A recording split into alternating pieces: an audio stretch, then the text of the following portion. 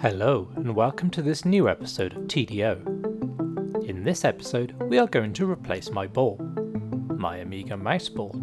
Before modern optical mice existed, computer mice had a ball.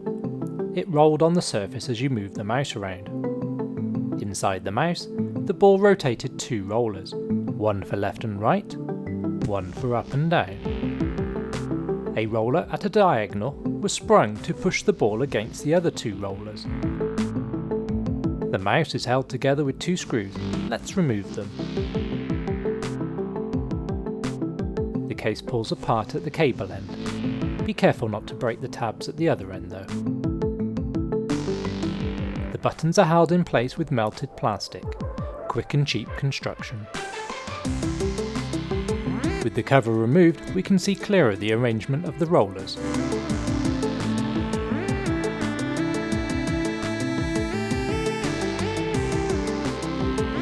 And the two buttons mounted on the circuit board. Two more screws attach the circuit board to the lower case.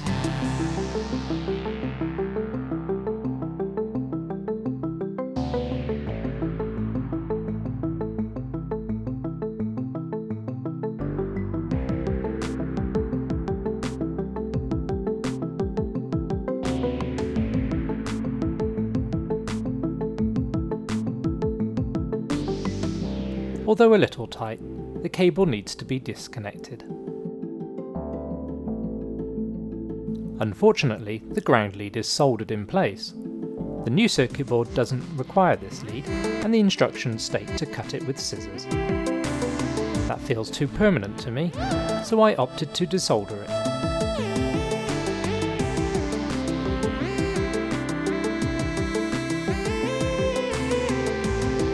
Let's open the new circuit board. Cellophane wrap for freshness. Inside we have the new circuit board and some plastic pieces we'll look at in a minute.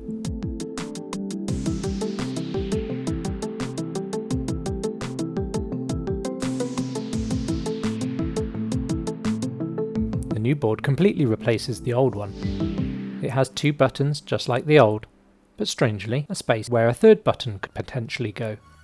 I don't know whether that works though. There's a connector and the optical encoder. The case was looking a bit dirty, so whilst I had it all apart, I gave it a good clean.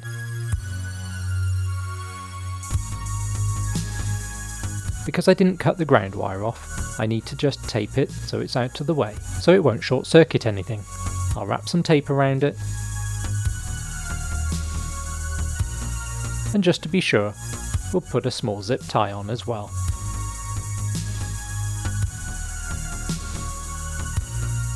That's not going anywhere. First we need to put in this plastic piece. It replaces the mouse ball cover and is 3D printed. A little rough, but it'll do.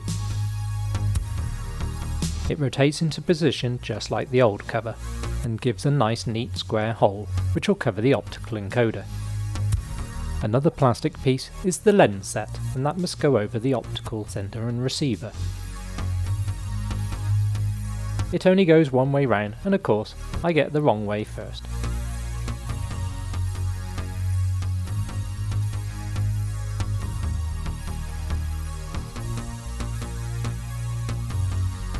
There we go, nice and sturdy. We bring the two together, and it clips over neatly. Before we screw the new board into place, there are some more 3D printed parts, some round spacers.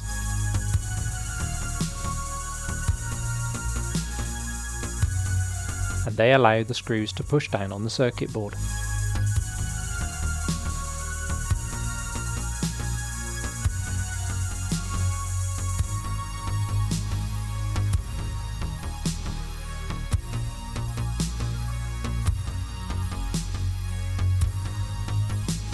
Finally, we need to put the connector in the right way round, of course.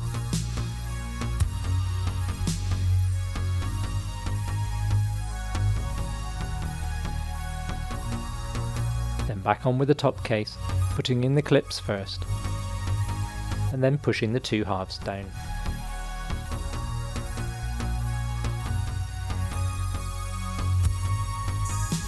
And finally, the original two screws to hold the case shut.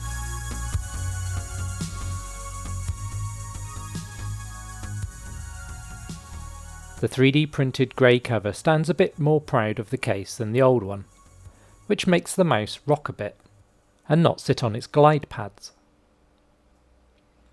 I think I can sand that down a bit, but it's perfectly usable as it is. But how usable is that? Well, let's see if I can do some good curves. Until next time, goodbye.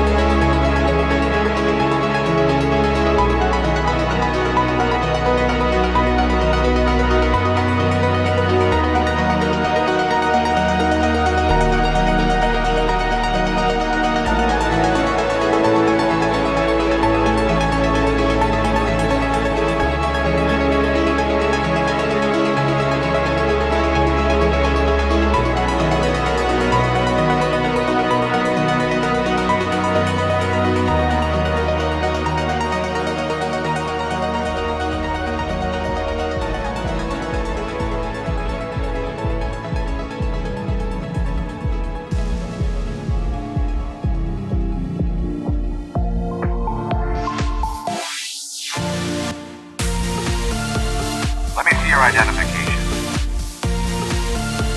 We don't need to see his identification. Follow me. Hold on.